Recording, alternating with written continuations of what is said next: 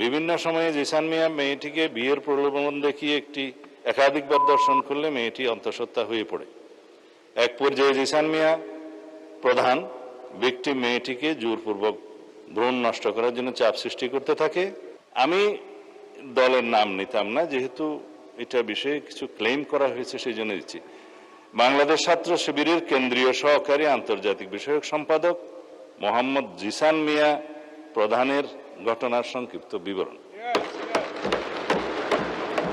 মাননীয় স্পিকার, উল্লেখিত বিষয়ে আমি মহান জাতীয় সংসদকে অবহিত করছি যে গত 11 জুন 2026 তারিখ রাত 8:30 কুমিল্লা জেলার দাউদকান্দি বাজার হতে বাংলাদেশ ছাত্র শিবিরের কেন্দ্রীয় নেতা, যার পদবি সহকারী আন্তর্জাতিক বিষয়ক সম্পাদক মোহাম্মদ জিসান মিয়া প্রধান নিখোঁজ মর্মে 12/6/2026 খ্রিস্টাব্দে দাউদকান্দি থানায় এসে তার পক্ষে মোহাম্মদ রাসেল আহমেদ, ঠিকানা স্থায়ী ও বর্তমান বীরবাগ গোয়ালি ইউনিয়ন বটেশ্বর থানা দাউদকান্দি জেলা কুমিল্লা, মোবাইল নম্বর বললাম না আছে, একটি নিখোঁজ জিডি করেন।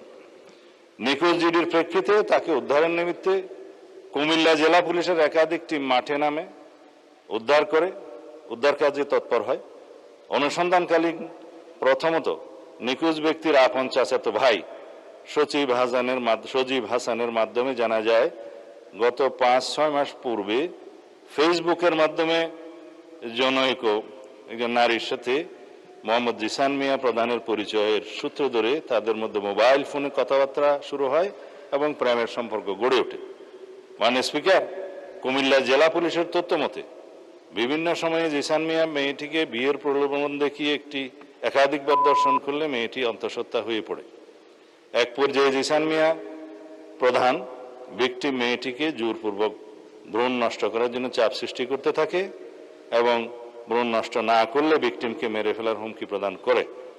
তার এক পর্যায়ে ভিকটিম মেয়েটি জানের ভয়ে বাচ্চা নষ্ট করতে ভ্রূণ নষ্ট করতে রাজি হলে জিসান মিয়া প্রধান তার পূর্ব পরিচিত ও ঘনিষ্ঠ জনৈক সিকান্দর আলীর ওষুধের দোকান হতে ভ্রূণ নষ্ট করার ট্যাবলেট ক্রয় করে ভিকটিম মেয়েটিকে খাওয়ায়। 2-3 দিন পরে ভ্রূণ নষ্ট হওয়ায় ওষুধ সেবনের ফলে ভিকটিমের প্রচন্ড রক্তক্ষরণ শুরু হলে ভিকটিম নিজেই জিসানকে বিষয়টি জানায়।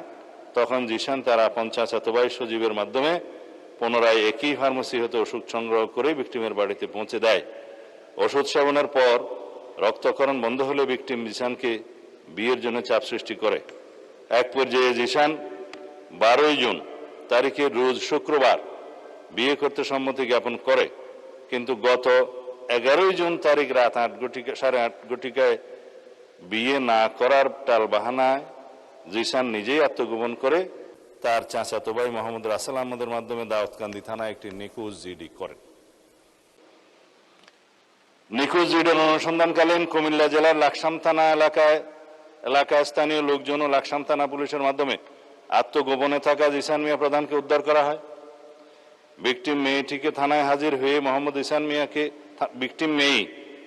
মেয়েটি থানায় হাজির হয়ে মোহাম্মদ জিসান মিয়া প্রধানকে 1 নম্বর আসামি করে ধর্ষণের সহযোগিতা এবং ভ্রূণ নষ্ট করার অভিযোগে অপর 3 জন যথাক্রমে মোহাম্মদ সজীব হাসান, সিকান্দর আলী ও মোহাম্মদ গোলাম রব্বি সহ মোট 4 জনের নাম উল্লেখ করে এজাহার দায়েরের প্রেক্ষিতে দাউদকান্দি মডেল থানার মামলা নম্বর 13 তারিখ 13/6/2026 খ্রিস্টাব্দ ধারা নারী ও শিশু নির্যাতন দমন আইনের 9(খ)/30 তৎসহ 313, 506 এবং 34 পেনাল কোড রুজু করা হয়।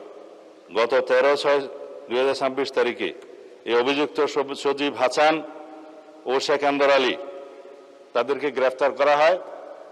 তারা বিজ্ঞ বিচারিক জুডিশিয়াল ম্যাজিস্ট্রেট আদালতে ঘটনায় নিজেদেরকে জড়িয়ে 164 দ্বারায় স্বীকারোক্তিমূলক জবানবন্দি প্রদান করে। বর্তমানে মামলাটি তদন্ত অব্যাহত আছে। যেহেতু মাননীয় স্পিকার, এই বিষয়ে অনেকেই ভেরিফাইড ফেসবুক পেজে তার নিখোঁজের বিষয়টি অন্যভাবে বর্ণনা করে সরকারকে দায়ী করতে চেয়েছিল এবং প্রকৃত ঘটনা উদ্ঘাটনের পরে সেটা আমরা মনে করলাম এই ঘটনা জাতির সামনে প্রকাশ করা দরকার।